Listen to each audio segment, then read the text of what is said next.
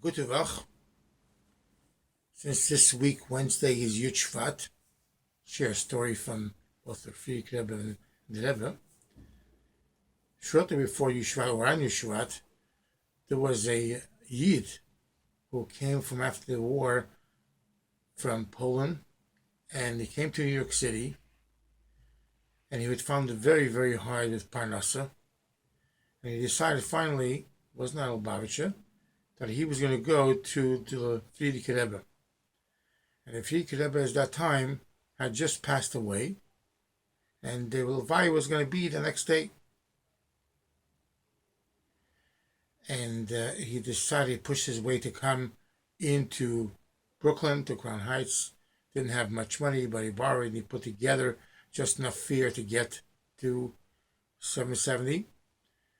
And when he finally pushed his way in the crowd, the people around the Aron of the Frierdiker Rebbe said that if anybody did not go yet to the mikveh, should not come close to the Aron, should certainly not touch it.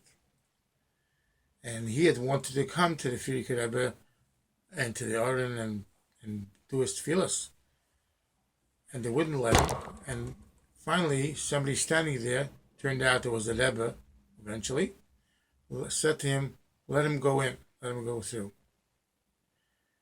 And he said originally that even though he didn't go in Wasser, he didn't go in the water, but he went through fire, which means he showed his stamp, his number on his hand, and he unfortunately went through the war. That was the fire he went through.